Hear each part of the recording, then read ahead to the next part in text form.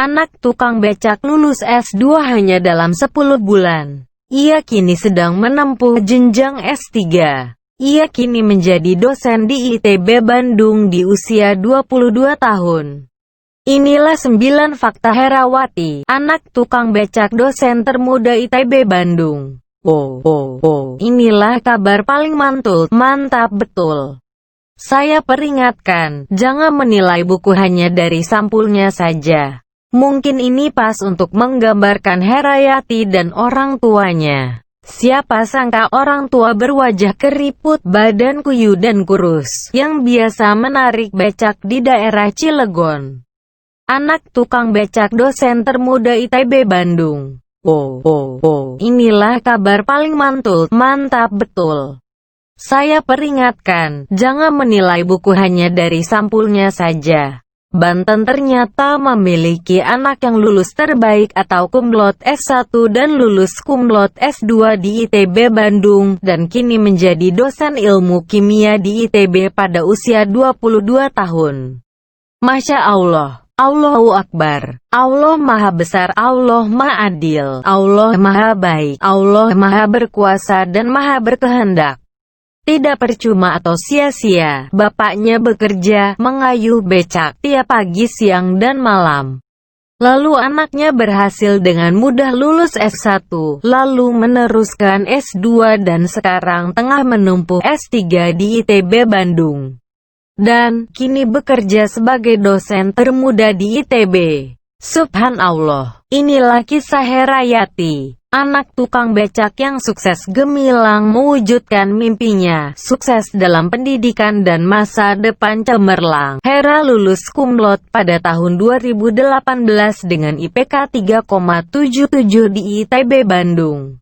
Seisi Nusantara terbengong-bengong mendengar berita keberhasilan Hera, si anak tukang becak yang kumlot di ITB itu. Usai lulus S1 kumlot, ia kembali mencetak prestasi yang semakin membuat orang terbengong-bengong. Hera, sekali lagi, anak seorang tukang becak mampu menyelesaikan S2 di ITB hanya dalam waktu sangat singkat, hanya 10 bulan. Dan tidak tanggung-tanggung, ia kembali lulus S2 dengan kumlot. Biasanya, usai lulus S1 kumlot, ia kembali mencetak prestasi yang semakin membuat orang terbengong-bengong. Hera, sekali lagi, orang menyelesaikan S2 hingga jangka waktu 2 atau 3 tahun, bahkan lebih. Tapi si anak tukang becak ini pintar sekali. Awalnya sang ayah bingung, mumet, pusing dan stres anaknya kuliah di ITB. Sama sekali tidak terbayang di ayah Hera akan menyekolahkan anak di ITB. Tetangga kanan kiri saja yang menguatkannya agar tetap harus meneruskan kuliah di ITB. Jalani saja Pak, kata mereka. Tak hanya ayah Hera pun bingung dengan banyak biaya yang harus ia siapkan. Meski ia mendapatkan beasiswa, biaya hidup di Bandung tentu tidak sedikit. Maka pantas saja ia kemudian mencari tambahan uang dari mengajar bimbingan belajar atau bimbel, menjadi asisten dosen dan sebagainya. Kiriman uang dari orang tuanya tidak mencukupi kebutuhannya. Tetapi ia tetap sangat mensyukuri pemberian orang tuanya, meski tidak menutupi kebutuhannya.